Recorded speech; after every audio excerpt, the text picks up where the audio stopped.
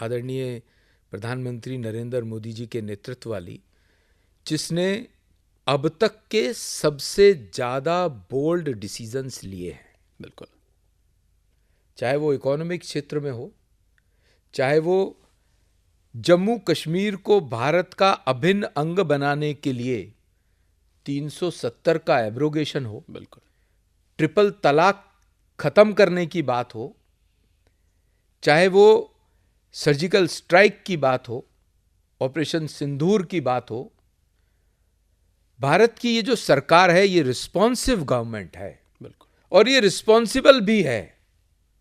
Covid के समय में 67,000 से ज्यादा लोगों को भारत में लेकर के आने की, सेफ एंड साउंड लाने की बात है। अफगानिस्तान से 5,000 लोगों को लेकर के आने की बात है। रशिया यूक्रेन युद्ध में अगर नरेंद्र मोदी जी के एक फोन पर रशिया भी और यूक्रेन भी युद्ध विराम करता है और भारतीय मूल के 22,000 बच्चे जो वहां पढ़ने के लिए गए हुए थे, वो अपनी बसों पर तिरंगा लगा करके देश में आ जाते हैं, तो ये प्रधानमंत्री नरेंद्र मोदी जी ने तिरंगे को ताकत दी है। और न केवल भारतीय मूल के बच्चे, पाकिस्तान के रेजिडेंट, पाकिस्तान के नेशनल वाले बच्चे भी बिल्कुल अपनी बस पे तिरंगा लगा करके सेफ एंड साउंड भारत आ जाते हैं। हम केवल ग्लोबल साउथ ग्लोबल लीडर नहीं है। आज भारत विश्व के ऊपर के 4-5 देशों में गिना जाता है लीडरशिप के पॉइंट ऑफ व्यू से। It is all because of respected our prime minister Shri Narendra Modi जी।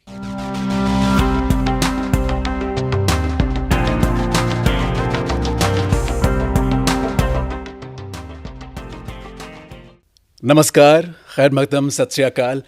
हर देश के विकसित होने के सफर में ऐसे कुछ अहम क्षण आते हैं जिनको बहुत महत्वपूर्ण मील का पत्थर माना जाता है। वो मील का पत्थर इसलिए कहलाते हैं क्योंकि उन क्षणों के बाद देश में विकास दर तेज हो जाती है और विश्व पटल पर देश का नाम बहुत ऊंचा हो जाता है। ऐसा ही एक मील का पत्थर 26 मई 2014 को तब आया जब माननीय श्री नरेंद्र मोदी जी ने देश के प्रधानमंत्री पद की शपथ ली। आज उस बात को 11 वर्ष से ज्यादा हो चुके हैं और देश में बहुत विकास हुआ। देश कई ऊंचाइयों तक पहुंचा और कई अहम, मुश्किल लेकिन जरूरी फैसले लिए गए देश और जनता के हित के लिए। अब उस बारे में बात करने के लिए हमारे साथ एक बेहद खास मेहमान आज आकाशवाणी में मौजूद हैं। लोक कल्याण कार्य में दशकों से जुड़े हुए माननीय लोकसभा के सांसद और ministry of road transport and highways और साथ ही साथ मिनिस्ट्री ऑफ कॉर्पोरेट अफेयर्स में माननीय राज्य मंत्री श्री हर्ष मल्होत्रा जी। हर्ष जी, बहुत बहुत स्वागत है आकाशवाणी में आपका। नमस्कार, बहुत धन्यवाद। हर्ष जी, एक सपने का विस्तार हुआ। विकसित भारत बनने के लिए ये अमृत काल में जिसमें हम चल रहे हैं, सेवा, सुशासन, गरीब कल्याण के 11 वर्ष, युवा शक्ति के 11 साल, नारी सशक्तिकरण के 11 वर्ष, आप इन 11 वर्षों को कैसे देखते हैं? क्या कहेंगे आप इनके बारे में? जिस बात की आगाज अच्छी हो, महत्वपूर्ण हो और सेवा के भाव को लेकर के हो, और शपथ केवल प्रधानमंत्री पद की नहीं, शपथ इस बात की भी कि मेरी सरकार गरीबों को समर्पित सरकार है। ये बात प्रधानमंत्री जी ने प्रधानमंत्री पद की शपथ के बाद अपने पहले वाक्यों में कही जी। ये कमिटमेंट उनकी अपने आप से थी, जिसको आपने इन 11 वर्षों में देखा कि 200 से ज़्यादा जन कल्याण की योजनाएं न केवल बनी बल्कि उनको जमीन पे उतारा गया, उनको मूर्त रूप दिया गया। देश के 140 करोड़ जनता तक प्रधानमंत्री नरेंद्र मोदी जी द्वारा बनाई गई योजनाएं और सरकार, पूरी सरकार के द्वारा उनका इम्प्लीमेंटेशन, ये बहुत महत्वपूर्ण काम हुआ। प्रधानमंत्री जी ने और सरकार ने एक नए युग की शुरुआत की, जिसको मैं कहूँ ये पॉलिटिक्स ऑफ परफॉर्मेंस थी।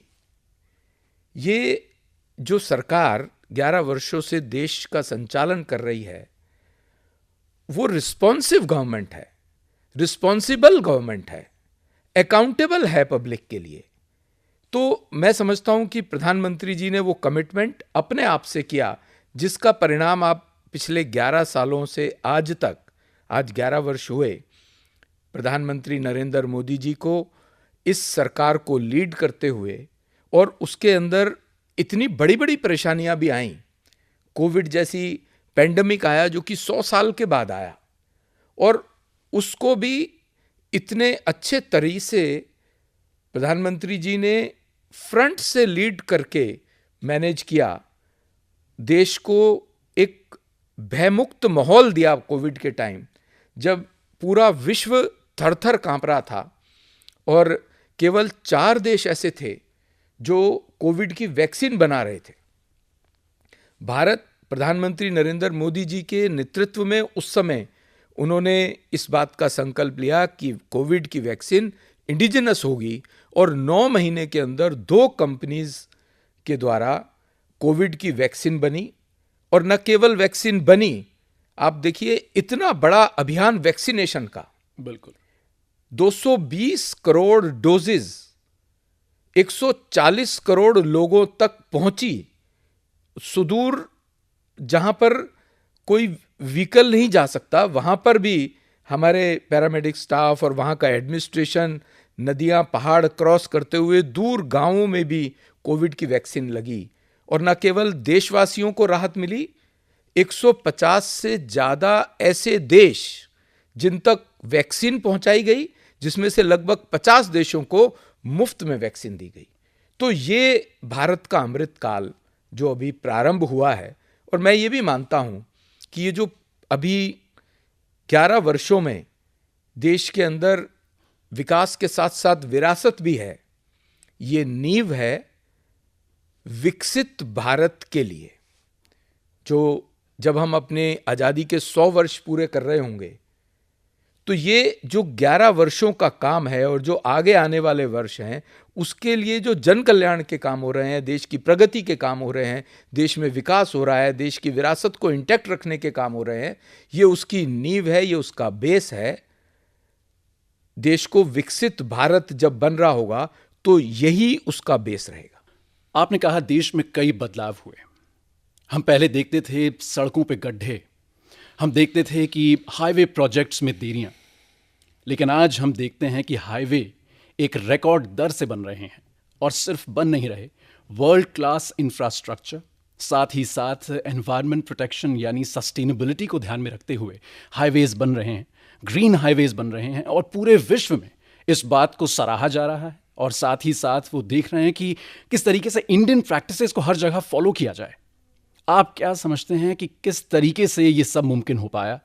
140 करोड़ देशवासियों का देश, इतना विशाल देश, विश्व गुरु, कैसे हम ये सब कर पाए?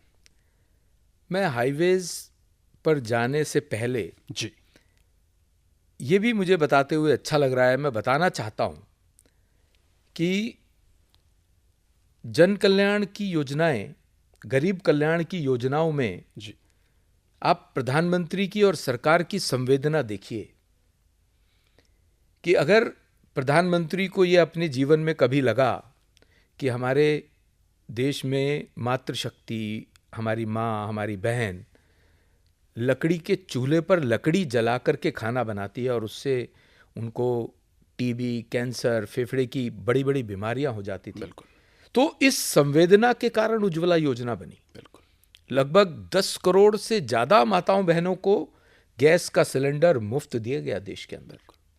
उनको ये, प्रधानमंत्री जी को ये लगा अगर कि आज हमारी माँ, हमारी बहन जिनके घर में, गांव में शौचालय नहीं है, वो खुले में शौच के लिए जाती है, तो माँ के सम्मान के लिए प्रधानमंत्री जी ने स्वच्छता अभियान के अंतर्गत 10 करोड़ से ज्यादा शौचालय, चाहे वो किसी के घर में बनना हो, चाहे वो सार्वजनिक शौचालय बनना हो, तो ये मातृशक्ति के सम्मान के लिए प्रधानमंत्री जी की एक संवेदना थी। गरीबी हटाओ का नारा पुरानी सरकारों ने दिया, गरीबी नहीं हटी, गरीब हटे।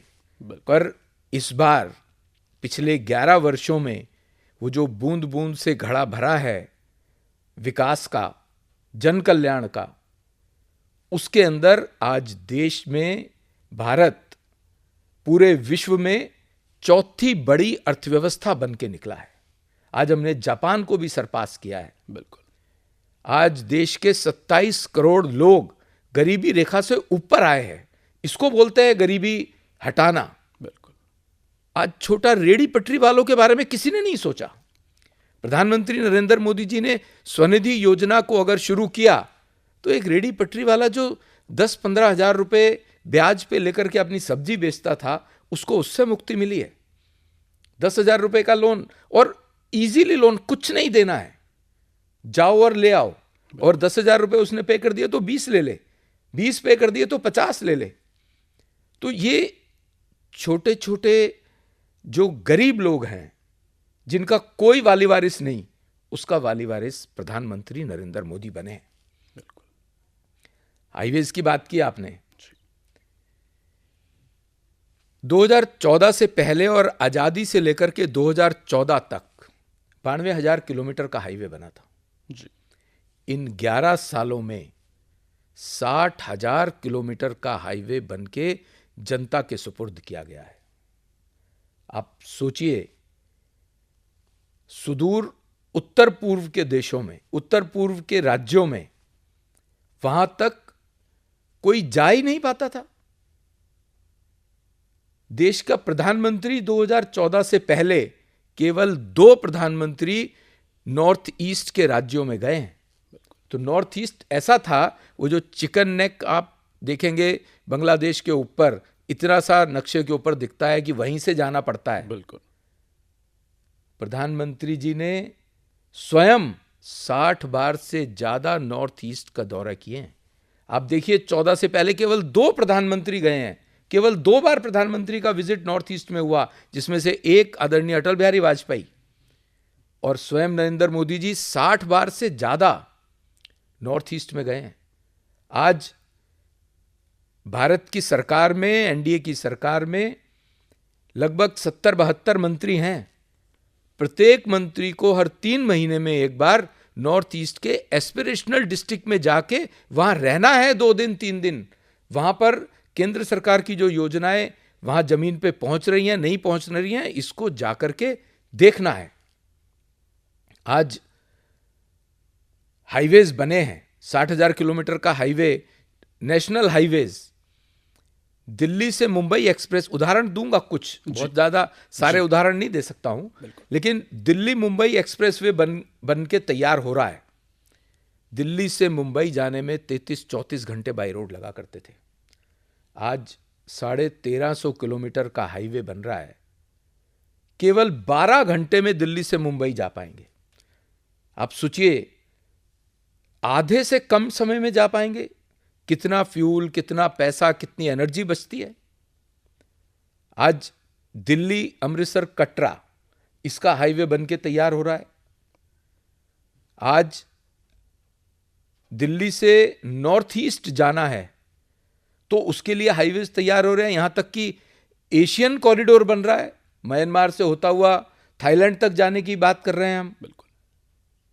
प्रधानमंत्री जी ने, उनके नेतृत्व में, न केवल हाईवेज बल्कि प्रधानमंत्री ग्रामीण सड़क योजना की मैं बात करूं तो आज 7.5 लाख किलोमीटर ग्रामीण सड़क योजना बन चुकी है, जो कि पिछले 10 साल में 4 लाख किलोमीटर ग्रामीण सड़कें बनी है पिछले 11 साल के अंदर।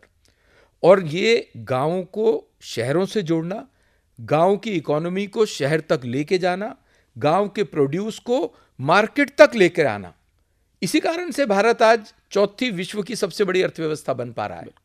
और ये जो हाईवेज हैं, ये हाईवेज मात्र कंक्रीट की रोड्स नहीं है, ये हाईवेज देश की तरक्की की रोड हैं। ये देश की इकोनॉमिक पावर हैं, ये देश की इकोनॉमी की तरक्की की रोड्स हैं। आज जो 1 रुपया हम अपने नेशनल हाईवे पे खर्च करते हैं, वो देश की जीडीपी में 3.2 का कंट्रीब्यूशन करता है। मैं अगर एम्प्लॉयमेंट की बात करूं, केवल हाईवेज के कारण से पिछले 5 साल में मात्र 45 मैन डेज का रोजगार, 45 करोड़ मैन डेज का रोजगार केवल पिछले 5 सालों में डायरेक्टली हमने दिया है युवाओं को। 5 साल में। ये तो डायरेक्ट है। अगर मैं इनडायरेक्ट की बात करूं तो लगभग 50 करोड़ मैन डेज हाईवेज के निर्माण के कारण हमारे देश के लोगों को मिला है। और अगर मैं इंड्यूस्ड एम्प्लॉयमेंट की बात करूं तो वो लगभग 800 करोड़ मैन डेज हैं, जो हाईवेज के कारण लगभग 900 करोड़ मैन डेज का एम्प्लॉयमेंट मोदी जी की सरकार ने, नितिन गडकरी जी के हाईवे निर्माण के कारण आज हम देश को दे पाए हैं, जिसके कारण से 27 करोड़ से ज्यादा लोग गरीबी रेखा से बाहर आए हैं। तो ये जो आज देश चौथी विश्व की सबसे बड़ी अर्थव्यवस्था बनी है, उसमें इंफ्रास्ट्रक्चर का, रोड इंफ्रास्ट्रक्चर का और दूसरे इंफ्रास्ट्रक्चर का बहुत बड़ा हाथ है देश की तरक्की के लिए। तो ये जो पॉलिटिक्स ऑफ परफॉर्मेंस है मोदी जी के नेतृत्व में, ये 10 साल 11 साल पहले नहीं थी। बिल्कुल ठीक। जैसा आपने कहा कि सड़कें पहुंची तो देश के सुदूर इलाकों में विकास पहुंचा, और जिन इलाकों के बारे में इससे पहले कभी सोचा नहीं गया था, उन इलाकों के बारे में अब सोचा गया। जिस जनता के बारे में, जैसे कहते हैं रीचिंग द लास्ट मैन, जो सबसे कमज़ोर वर्ग है, उसके बारे में कभी सोचा नहीं गया था, इस बार प्रैक्टिकली इन 11 वर्षों में उनके लिए सोचा गया। हर्ष जी, गवर्नेंस के रूप में अगर बात की जाए, पॉलिसी मेकर्स के जहन में जाके अगर देखा जाए और एक आम व्यक्ति जानना चाहे कि कैसे गवर्नेंस में सुधार हुआ, पॉलिसी मेकिंग में कुछ बदलाव आए, उसके बारे में अगर आप हमें कुछ बता सकें। 11 वर्ष की जो गवर्नेंस है,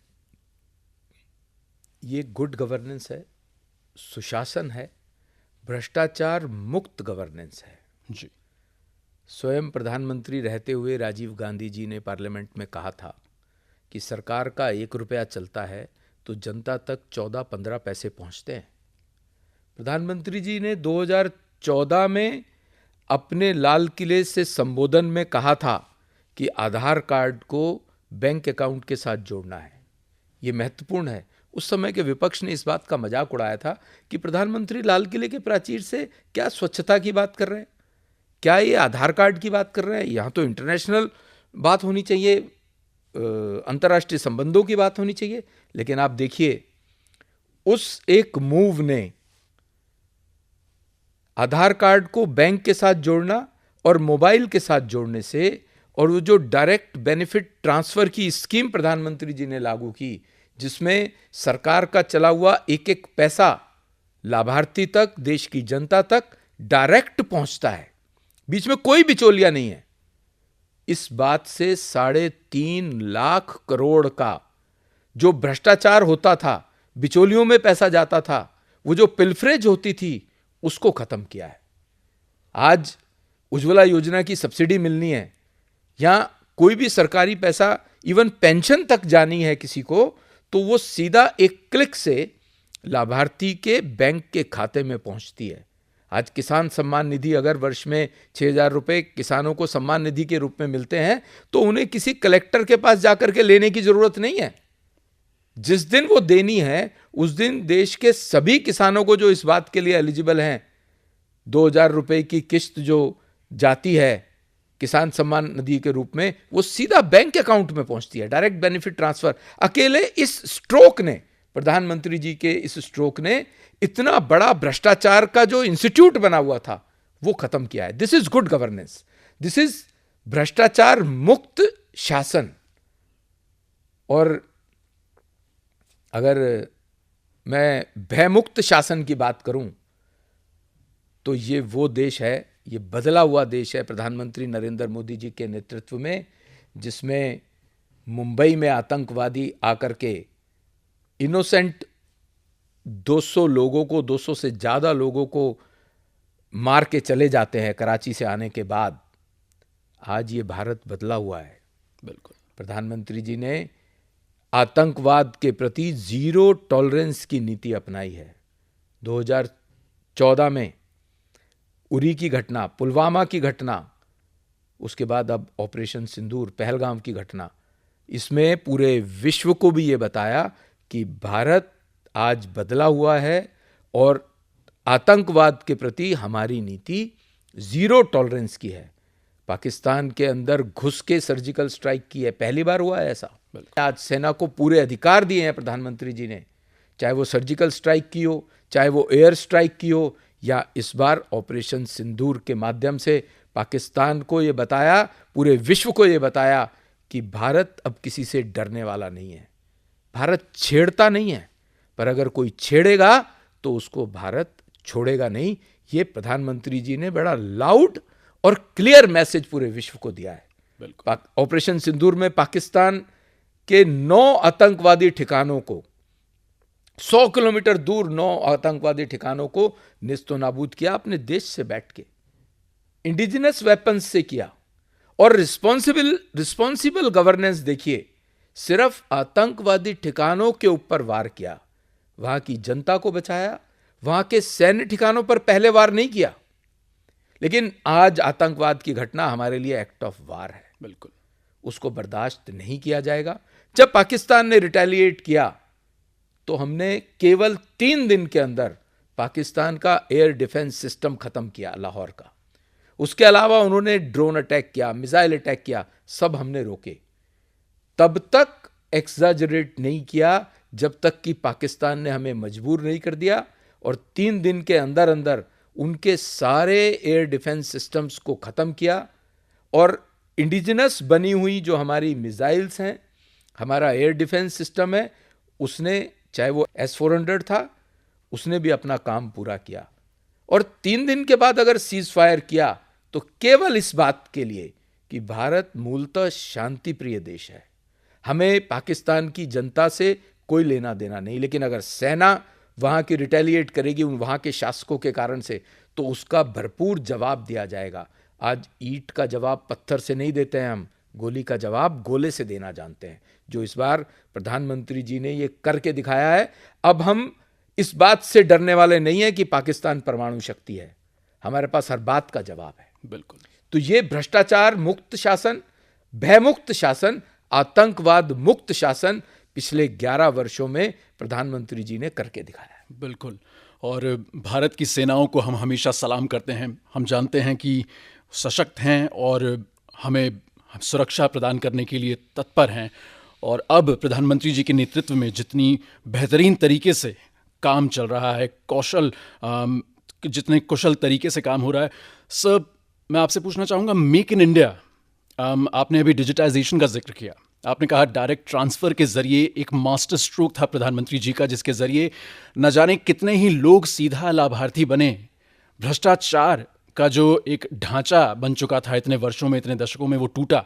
और अब ऑपरेशन सिंदूर की सफलता से हमने ये देखा कि इतना सटीक प्रहार हम कर पाए, वो भी उन हथियारों के ज़रिए जो भारत में बने थे। मेक इन इंडिया का नारा जो प्रधानमंत्री जी ने दिया, मेक इन इंडिया से हमने न जाने कितने हजारों करोड़ों के जो आयात थे उनको रोका। और आज भारत के हथियार, भारत की सोच, भारत की प्रौद्योगिक दूरदृष्टि को पूरा विश्व अपनाना चाहता है। आपके विचार? कोविड के समय में हमने वैक्सीन्स बनाई हैं जी, इंडिजिनस बनाई हैं, बिल्कुल, जिससे देश बच पाया। आज भारत का डिफेंस का एक्सपोर्ट जी, 30% बढ़ा है। डिफेंस का इंपोर्ट 70% हमने कम किया है। आज 2014 से पहले हमारे देश में मोबाइल बनाने की 1 या 2 फैक्ट्रीज थी। आज 300 से ज़्यादा फैक्ट्रीज हमारे देश में मोबाइल बना रहे हैं। आज हम सेमीकंडक्टर की तरफ प्रधानमंत्री जी के नेतृत्व में बढ़ रहे हैं कि देश के अंदर सेमीकंडक्टर बनना चाहिए, उसके लिए प्रधानमंत्री जी कर रहे हैं। आज प्रधानमंत्री जी के नेतृत्व में डिफेंस सिस्टम में हमने ब्रह्मोस बनाया है, ना केवल बनाया है, हम उसको एक्सपोर्ट भी कर रहे हैं। आज विश्व का वन ऑफ द बेस्ट बेड़ा, डिफेंस का बेड़ा, नेवी का बेड़ा हमने अपने देश में बनाया है। आज हम किसी के ऊपर निर्भर नहीं हैं। आज भारत एक्सपोर्ट कर रहा है वस्तुओं को भी और टेक्नोलॉजी को भी। प्रधानमंत्री जी के नेतृत्व में, अगर प्रधानमंत्री जी ने देश के अंदर देश के जन जन की चिंता करते हुए आयुष्मान भारत योजना जैसा हेल्थ एश्योरेंस शुरू किया है, तो ये विश्व का सबसे बड़ा हेल्थ एश्योरेंस है। पूरे देश के अंदर केवल 3 राज्य ऐसे थे जो इसको नहीं कर रहे थे, इसमें से एक अभी भी वेस्ट बंगाल में ये लागू नहीं है।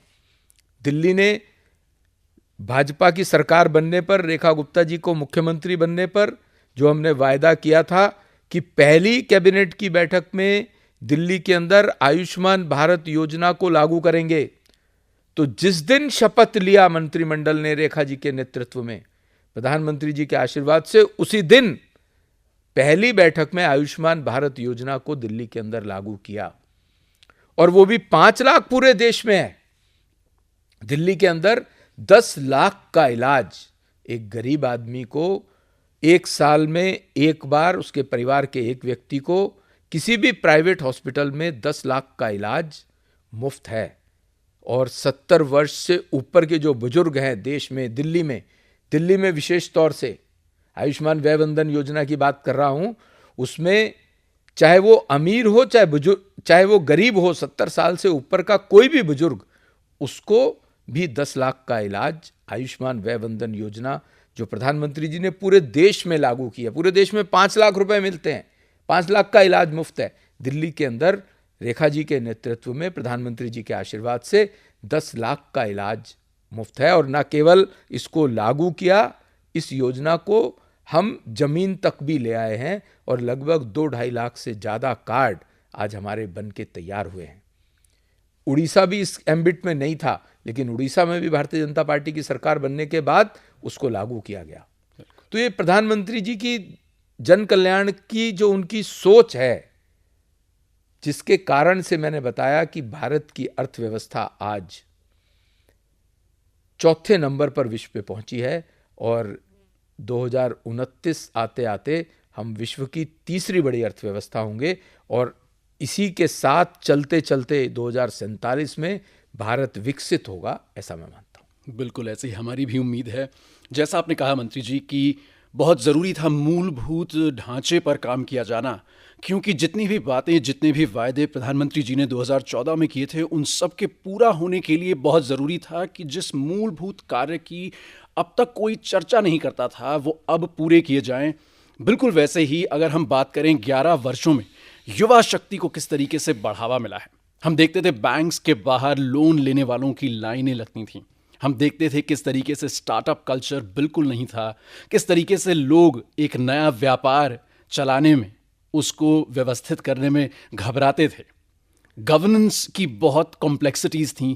कैसे ये मुमकिन हो पाया कि उन सब चीज़ों को आसान, सरल बनाया गया और अब भारत यूनिकॉर्न्स प्रोड्यूस कर रहा है।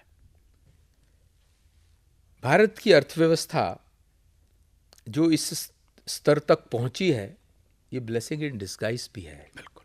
प्रधानमंत्री जी का नेतृत्व है कि 140 करोड़ लोग, प्रत्येक की जरूरत का ध्यान प्रधानमंत्री जी ने रखा।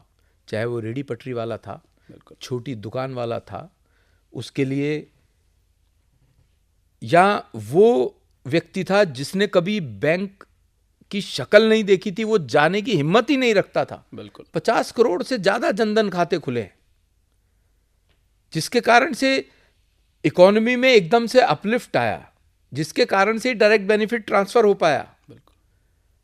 आज छोटे दुकानदार को लोन चाहिए तो उसको बिना किसी सिक्योरिटी के 10 लाख तक का लोन मिल सकता है। लोगों ने उसको अवेल किया है। वो इकोनॉमी का एक बहुत बड़ा पार्ट बना है। देश की इकोनॉमी के बढ़ने का ये एक बहुत बड़ा पार्ट है। आज स्टार्टअप्स की बात करें, यूनिकॉर्न्स की बात करें, तो जो हमारा स्टार्टअप स्ट्रक्चर है वो विश्व का 3रा सबसे बड़ा स्टार्टअप स्ट्रक्चर है। आज एक स्टार्टअप करने वाले को, युवा को 1 करोड़ का लोन भी इजीली मिल रहा है। अगर कोई नवाचार की बात करता है और प्रॉपर प्रोजेक्ट लेके जाता है तो 1 करोड़ का लोन भी उसके लिए दूर नहीं है, जिसके कारण से 300 से ज्यादा स्टार्टअप्स आज भारत में हुए हैं। यूनिकॉर्न्स हमारे देश में हैं। तो ये जो युवाओं के लिए उनको सेल्फ सफिशिएंट बनाना, आत्मनिर्भर करना, आज हमारे देश का युवा नौकरी मांगने वाला नहीं है, वो नौकरी देने वाला बन गया है।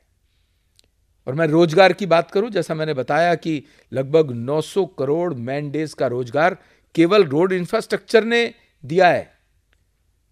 9 करोड़ से ज्यादा पिछले 10 साल के अंदर जो प्रोविडेंट फंड के अंदर रजिस्ट्रेशन होते हैं, उससे समझ में आता है कि ये 9 करोड़ से ज्यादा लोगों को रोजगार मिला है। जिसको भी रोजगार मिलता है वो प्रोविडेंट फंड में रजिस्टर होता है। ये उसका सीधा सीधा उदाहरण है। पिछले 11 सालों में 9 करोड़ से ज्यादा नए लोग रजिस्टर हुए हैं उसके अंदर। प्रधानमंत्री जी ने अक्टूबर 2022 में रोजगार मेले प्रारंभ करे। आज 15 से ज्यादा रोजगार मेले हो चुके हैं। उसमें 10 लाख से ज्यादा युवा भारत की एडमिनिस्ट्रेटिव सर्विसेज में अपना योगदान दे रहे हैं। 10 लाख से ज्यादा युवाओं को उस माध्यम से रोजगार मिला है। प्रधानमंत्री जी ने हर क्षेत्र की चिंता की है, उनके रोजगार की चिंता की है, उनके नए स्टार्टअप्स करने की चिंता की है, वो अपना काम कर सके, वो नौकरी देने वाले बने, इसकी चिंता की है। प्रधानमंत्री जी ने एजुकेशन की भी चिंता की है।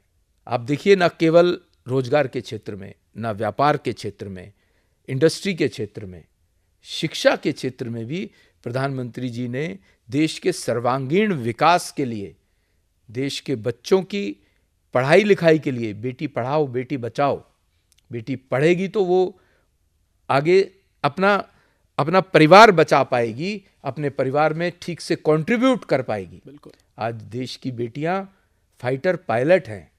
आज para police, para military forces में उनके लिए 30% रिजर्वेशन किया गया है। आज देश की बेटी 33% रिजर्वेशन के साथ विधानसभा और लोकसभा में भी जा पाएगी। ये वो सरकार है जो देश के सर्वांगीण विकास में लगी है। इसलिए इसको पॉलिटिक्स ऑफ परफॉर्मेंस की बात करता हूं। हर्ष जी, आपने कहा कि देश का युवा अब सशक्त हो रहा है। देश के युवा के लिए इतने महत्वपूर्ण कदम उठाए गए। साथ ही साथ एक बेहद महत्वपूर्ण कदम था कि एम्प्लॉयबिलिटी, उनको रोजगार मिले, इसलिए उनको स्किल देना। वो पढ़े लिखें, वो रिसर्च करें, लेकिन साथ ही साथ वो स्किल्ड हों, किसी काम को करना जानते हों और उस काम की प्रैक्टिस हो पाए, उसको प्रैक्टिकल एटमॉस्फेयर में सीख पाएं। इसके लिए इंटर्नशिप प्रोवाइड करना, कि स्किलिंग और इंटर्नशिप किस प्रैक्टिकल तरीके से ज़मीनी स्तर पे ये सब चीज़ें सोची गई और लागू की गई। देश में नई एजुकेशन पॉलिसी लागू हुई है जी।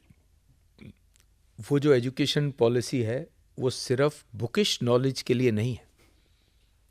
उसका practical experience, fresh hand experience market में जाकर के वो हमारा युवा करे, अपनी थ्योरी के साथ साथ प्रैक्टिकल मार्केट में जाकर के करे। उसके लिए स्किल इंडिया का योजना भी है। उसके लिए अलग से मिनिस्ट्री है जो हमारे युवाओं के लिए स्किल के ऊपर काम कर रही है, उनको वहां ट्रेनिंग दे रही है, उनके कोर्सेज हैं। इसके साथ साथ मिनिस्ट्री ऑफ कॉरपोरेट अफेयर्स ने प्रधानमंत्री जी के नेतृत्व में, हमारी एमसीए की मिनिस्टर आदरणीय निर्मला सीतारमण जी के गाइडेंस में हमने प्रधानमंत्री इंटर्नशिप स्कीम लागू की है। 2000 करोड़ रुपए का बजट इसमें दिया है। वो सिर्फ इस बात के लिए कि देश की 500 बड़ी कंपनीज, जो देश की 500 बड़ी कंपनीज हैं, उसमें हमारा 12th किया हुआ युवा, आईटीआई किया हुआ युवा, ग्रेजुएट और पोस्ट ग्रेजुएट किया हुआ युवा, जो नॉन टेक्निकल भी है, वो सिर्फ बुकिश नॉलेज पर ना रहे। अगर उसको जाकर के अपने मैनेजमेंट की स्किल समझनी है, वो जिस ट्रेड में काम करता है, जिस ट्रेड की उसने एजुकेशन ली है, उसको fresh and experience of the market, of the factory, of the office मिले। इसके लिए इंटर्नशिप प्रोग्राम प्रधानमंत्री जी ने लागू किया कि आगे आने वाले 4 साल में हम 1 करोड़ युवाओं को, 21 से 24 साल तक के युवाओं को इंटर्नशिप स्कीम में लेकर के आ रहे हैं। बिल्कुल। जिसमें उनको 12 महीने की उनकी ये इंटर्नशिप स्कीम है। क्लासरूम में बैठ के होने वाली नहीं है, फील्ड में, फैक्ट्री में, ऑफिस में जाकर के करने वाली स्कीम है।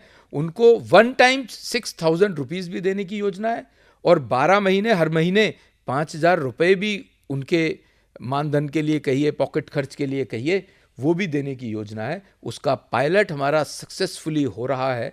पायलट में हमने 1,25,000 बच्चों को उसमें एनरोल किया है और मैं ऐसा मानता हूँ कि ये फ्रेश हैंड एक्सपीरियंस देने के लिए, युवाओं के लिए और उनको मेन स्ट्रीम में लाने के लिए ये बहुत बड़ी स्कीम है। मंत्री जी, जीएसटी यानी goods and services tax, insolvency and bankruptcy code और अब जो पुराने क्रिमिनल लॉज थे उनको बदल दिया गया है। ये जितने भी महत्वपूर्ण कानून लागू किए गए, चाहे निंदकों ने कितना ही कहा हो कि ये सब शायद ज़रूरी नहीं है या भारत के व्यापार कल्चर को कुछ क्षति पहुंचेगी, हानि पहुंचेगी, आज हम देख रहे हैं कि जीएसटी की कलेक्शंस रिकॉर्ड दर से लगातार साल दर साल बढ़ती जा रही हैं। हमने ये भी देखा कि कैसे ये सब कानून सिर्फ भारत के लिए ही नहीं बल्कि अंतर्राष्ट्रीय निवेशकों के लिए, वो कंपनीज जो अब भारत में आके निवेश करना चाहती हैं उनको भी सहायता दे रही हैं। किस सोच के साथ? आपके इस प्रश्न को मैं यहाँ से शुरू करना चाहूँगा। ये वो सरकार है आदरणीय प्रधानमंत्री नरेंद्र मोदी जी के नेतृत्व वाली, जिसने अब तक के सबसे ज़्यादा बोल्ड डिसीजंस लिए हैं। बिल्कुल।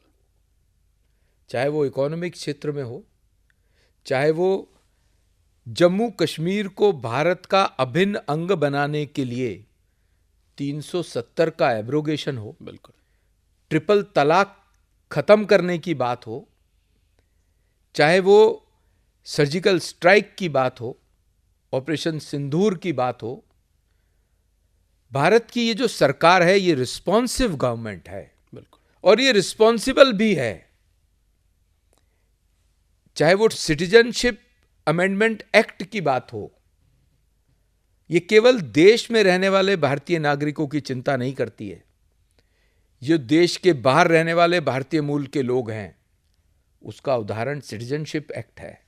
बिल्कुल। उसका उदाहरण कोविड के समय में 67,000 से ज्यादा लोगों को भारत में लेकर के आने की, सेफ एंड साउंड लाने की बात है।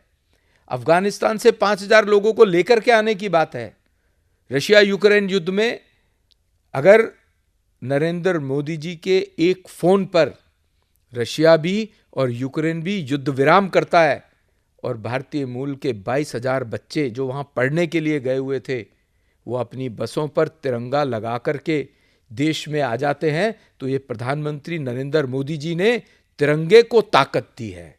और न केवल भारतीय मूल के बच्चे, पाकिस्तान के रेजिडेंट, पाकिस्तान के नेशनल वाले बच्चे भी बिल्कुल अपनी बस पे तिरंगा लगा करके सेफ एंड साउंड भारत आ जाते हैं। तो ये चिंता, ये संवेदना भारत के प्रधानमंत्री जी की है कि वो न केवल देश में रहने वाले भारतीयों की चिंता करते हैं, बल्कि विदेश में रहने वाले भारतीय मूल के नागरिकों की भी चिंता करते हैं। बिल्कुल। गुड गवर्नेंस की बात आपने करी। आज हमारा मिनिस्ट्री ऑफ कॉरपोरेट अफेयर्स पहला ऐसा मंत्रालय है जिसने अपनी सारी बिजनेस को एक ऑनलाइन पोर्टल के माध्यम से सबसे पहले प्रारंभ किया। आज देश की जितनी भी कंपनीज हैं उसकी governance ministry of corporate affairs करता है जी। उनकी गवर्नेंस में उनका इनकॉर्पोरेशन अगर किसी नई कंपनी को करना है, ये ईज ऑफ डूइंग बिजनेस की बात कर रहा हूं, बिल्कुल। जिसमें आज भारत विश्व स्तर पर 160 से 62वें पायदान पर आकर खड़ा हुआ है। क्या बात है। उसके पीछे प्रधानमंत्री जी का विजन। और मैं अगर एमसीए की बात करूं, आज एक कंपनी ने नई कंपनी को इनकॉर्पोरेट करना है तो वो 3 या 4 दिन में इनकॉर्पोरेट हो जाती है, क्योंकि every document has to be submitted online. पहले जहां 4-4 महीने लगा करते थे, 6-6 महीने लगा करते थे एक कंपनी को एस्टैब्लिश होने में, इनकॉर्पोरेट होने में, आज 3 या 4 दिन में अगर आपके डॉक्यूमेंट्स सही से सबमिट हुए हैं तो 4 दिन में इनकॉर्पोरेशन का सर्टिफिकेट मिलता है। और ना केवल इनकॉर्पोरेट होती है, 11 तरह के जो सर्टिफिकेशंस हैं, रजिस्ट्रेशंस हैं, चाहे वो जीएसटी का रजिस्ट्रेशन हो, चाहे वो बैंक अकाउंट का नंबर मिलना हो, चाहे वो प्रोविडेंट फंड का रजिस्ट्रेशन हो, चाहे वो शॉप एस्टेब्लिशमेंट का रजिस्ट्रेशन हो, ऐसे 11 तरह के कार्ड आज कंपनी के इनकॉर्पोरेशन के साथ साथ 3 दिन में ही मिलते हैं, ताकि कंपनी की फंक्शनिंग चौथे दिन से प्रारंभ हो सके। आज कोई कंपनी वाइंडिंग ऑफ चाहती है, 2-2 साल 3-3 साल लग जाते थे, आज मैंडेटरीली, क्योंकि सारा सिस्टम ऑनलाइन किया है और उसमें व्यक्तियों की इंटरफेरेंस मिनिमम करी है, ऑफिसर्स की इंटरफेरेंस मिनिमम करी है, नो मैन हैंडलिंग करी है, जिससे भ्रष्टाचार भी दूर हुआ है और काम भी तेज हुआ है, स्विफ्ट हुआ है। आज कोई कंपनी वाइंडिंग ऑफ की तरफ जाती है तो मैक्सिमम 90 दिन के अंदर अंदर वो वाइंड ऑफ कर पाती है। पहले उसको भी 8 महीने 1 साल लग जाया करता था। तो ये जो बदल आया है ईज ऑफ डूइंग बिजनेस में, इसमें मिनिमम मैनुअल इंटरफेरेंस की वजह से ईज ऑफ डूइंग बिजनेस केवल एक मंत्रालय का बताया है मैंने। आज डिजिटाइजेशन के कारण से, जहां डिजिटल ट्रांजैक्शन विश्व का लगभग 48% डिजिटल ट्रांजैक्शन पूरे विश्व का भारत कर रहा है, इससे हमारी इकोनॉमी को भी बूस्ट मिला है। ये जो छोटे छोटे कदम प्रधानमंत्री जी के नेतृत्व में, एक रेडी पटरी वाले से लेकर के और एक कॉरपोरेट की बड़ी कंपनी को ईज ऑफ डूइंग बिजनेस देने के कारण ही आज भारत विश्व की चौथी बड़ी इकोनॉमी बन रहा है। बिल्कुल मंत्री जी, विश्व पटल की अगर बात की जाए, किस तरीके से, जैसे आपने एक बहुत ही खूबसूरत वाक्य कहा कि तिरंगे को ताकत दी है प्रधानमंत्री जी के विजन ने। आज भारत को leader of the global south माना जाता है। भारत को विश्व गुरु तो सब जानते थे, लेकिन आज मानते हैं युद्ध विराम से लेकर अर्थव्यवस्था को किस तरीके से बेहतर करना है, सुदृढ़ करना है। भारत की सलाह, प्रधानमंत्री जी की सलाह सब चाहते हैं। किस तरीके से अंतर्राष्ट्रीय स्तर पर भारत को ये ऊंचाइयां मिली? प्रधानमंत्री जी ने बहुत प्रैक्टिकली, प्रधानमंत्री बनते ही गवर्नेंस की। मुझे जहां तक याद आता है, प्रधानमंत्री जी की पहली इंटरनेशनल विजिट शायद भूटान की थी। अमेरिका, रशिया, इंग्लैंड, फ्रांस जाने की बात नहीं की उन्होंने। आज हम केवल ग्लोबल साउथ ग्लोबल लीडर नहीं है। आज भारत विश्व के ऊपर के 4-5 देशों में गिना जाता है लीडरशिप के पॉइंट ऑफ व्यू से। It is all because of respected our prime minister Shri Narendra Modi ji. उनका विजन, उनका, आप बॉडी लैंग्वेज देखिए, जब वो इंटरनेशनल लीडर्स से मिलते हैं ऐसा लगता है कोई अपने दोस्त से मिल रहा है, फॉर्मली नहीं मिलते हैं। आज उन्होंने छोटे छोटे देशों के साथ उनकी मदद करते हुए जो रिलेशन एस्टैब्लिश किए हैं, लीडर वही बनेगा जो अपने बराबर वालों के साथ भी ठीक रहता है और अपने से छोटे वालों को भी कंफर्ट जोन देता है। आज रशिया यूक्रेन युद्ध में अगर पूरा विश्व देखता है तो वो नरेंद्र मोदी जी की तरफ देखता है कि विश्व में शांति दूत के रूप में नरेंद्र मोदी जी रशिया यूक्रेन के युद्ध को रुकवा सकते हैं। जो आदमी एक फोन से युद्ध को रुकवा सकता है, वो युद्ध समाप्त भी करा सकता है। और इस बात के लिए पूरा विश्व आज कोई देखता है तो नरेंद्र मोदी जी की तरफ देखता है। आज विश्व की कोई बड़ी प्रॉब्लम आती है, पेंडेमिक कोविड आया, उससे भी लड़ने की ताकत प्रधानमंत्री जी ने दिखाई, तो विश्व ने आज भारत का लोहा माना है। इस कारण से ये प्रधानमंत्री जी की सूझबूझ और उनकी टीम एफर्ट जो है, उनका अपने फेलो कलीग्स जो उनके साथ मंत्री उनके नेतृत्व में काम करते हैं, उनकी प्रतिभा को समझते हुए उनको काम देना और उनको कंफर्ट जोन देना, इंडिपेंडेंटली उनको काम करने का मौका देना। ऑल्दो सुपरविजन इज देयर, उनका आशीर्वाद रहता है, लेकिन मैं पर्सनली भी मानता हूं कि उनका सुपरविजन, उनकी गाइडेंस के कारण आज ये जो टीम एनडीए है, जो देश को गवर्न कर रही है प्रधानमंत्री नरेंद्र मोदी जी के नेतृत्व में, इसके कारण से भारत आज पुनः विश्व गुरु की तरफ बढ़ रहा है। बिल्कुल।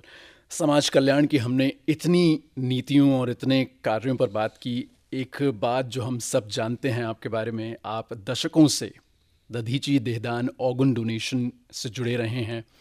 अगर आप आकाशवाणी के ज़रिए देश की जनता को कुछ संदेश देना चाहें अंगदान के बारे में, दधीची देहदान के बारे में कुछ बताना चाहें, मैं देख सकता हूं कि आप पिछले 27 वर्षों से दधीची देहदान समिति एक संस्था है जिसमें मैं लगातार 27 वर्षों से काम कर रहा हूं, जिसके माध्यम से हम दिल्ली एनसीआर और अब पूरे देश को ये मैसेज देते हैं कि अंगदान महादान है जी। आज देश के अंदर हर साल 5 लाख लोग किडनी की जरूरत की वजह से उनका देहांत हो जाता है। मरणोपरांत अपने ऑर्गन्स का डोनेशन करने का संकल्प लेना, इससे बड़ा दान और इससे बड़ा पुण्य का काम कुछ नहीं है। बिल्कुल। श्रीलंका जैसा छोटा देश कॉर्नियल ब्लाइंडनेस से मुक्त हुआ है। भारत में आज भी 80 लाख लोगों को कॉर्निया की आवश्यकता है। अगर एक अंदाजा है कि प्रतिदिन देश में 8 लाख लोगों की मृत्यु होती है, अगर वो सभी लोग आंखें दान करने का संकल्प कर लें तो 10 दिन में भारत की कॉर्नियल ब्लाइंडनेस खत्म हो सकती है। इतना बड़ा काम है और आज तो साइंस ने इतनी तरक्की कर ली है कि हार्ट ट्रांसप्लांट बड़ी इजीली हो सकता है, हार्ट के वाल्व का ट्रांसप्लांट हो सकता है, किडनीज, लिवर, पेनक्रियाज, स्प्लिन, यहां तक कि स्किन डोनेशन। कोई व्यक्ति 30-35% जल जाता है तो उसके बचने के चांसेस केवल 10% होते हैं बर्न केसेस में। पर अगर उसको स्किन डोनेट हो जाए, कोई भी व्यक्ति अपने मरने के बाद अगर अपनी स्किन डोनेट कर सकता है, कोई भी कर सकता है, इर्रिस्पेक्टिव ऑफ एनी डिजीज, और वो उस बर्न केस को मिल जाए, क्योंकि बर्न केस में जो डेथ होती है वो स्किन में इन्फेक्शन के कारण से होती है जी। और वो अगर उसको नेचुरल स्किन मिल जाए तो वो उसके बचने के चांस जहां 10% थे, वो बचने के चांस 70% हो जाते हैं। बिल्कुल। तो अंगदान महादान है। मैं ऑल इंडिया रेडियो के माध्यम से जो भी आज देश के लोग इस बात को सुन रहे हैं उनसे ये निवेदन करूंगा कि मरणोपरांत देहदान और अंगदान का संकल्प लें। स्वयं प्रधानमंत्री जी ने 2 बार अपने मन की बात में, एक बार तो 99th उनका एपिसोड मुझे याद है, प्रधानमंत्री जी ने एक छोटी बच्ची के देहांत के बाद, लुधियाना की एक परिवार ने अपनी उस छोटी बच्ची के देहांत, छोटी बच्ची कोई 10-12 दिन की बच्ची थी, उन्होंने उस बच्ची के अंगों का दान हुआ था जिसके कारण से 3 लोगों की जान बची थी। प्रधानमंत्री जी ने स्वयं 7 मिनट मन की बात में इस बात का उल्लेख किया था, उस परिवार से बात की थी। तो मैं निवेदन करना चाहूँगा ऑल इंडिया रेडियो के माध्यम से कि मरणोपरांत देहदान और अंगदान के लिए आगे आएं। बहुत से लोगों को बहुत ज़्यादा ज़रूरत है अंगों की। बहुत बिल्कुल। अंगदान महादान है। एक दृष्टि बाधित व्यक्ति भी अपनी आँखों का दान कर सकता है और ना जाने कितने व्यक्तियों की आईसाइट, रोशनी आँखों की वापस आ सकती है। आकाशवाणी अब 89वें साल में पूरा, आकाशवाणी अब 89 साल पूरे कर चुका है, 90 साल पूरे करने वाला है। आकाशवाणी के इस ऐतिहासिक ब्रॉडकास्टिंग हॉल में, ब्रॉडकास्टिंग हाउस में हम विराजमान हैं। मंत्री जी, आपके साथ आपके बचपन की, युवावस्था की कोई ऐसी याद आकाशवाणी के बारे में जो आप हम सभी से साझा करना चाहें? पहले तो मैं ऑल इंडिया रेडियो को इस बात के लिए भी बधाई देना चाहता हूँ। न्यू इनोवेशंस के साथ जो रेडियो सिर्फ सुना जाता था AIR, आज AIR में पॉडकास्ट हो रहा है, जो अब खाली लिसनिंग की बात नहीं रह गई है, सुनने की बात नहीं रह गई है, आज वो विजुअल मीडिया में भी जा रहा है, चाहे डिजिटल मीडिया के माध्यम से जा रहा है। तो ये नवाचार के लिए मैं बहुत बहुत बधाई देता हूँ AIR को।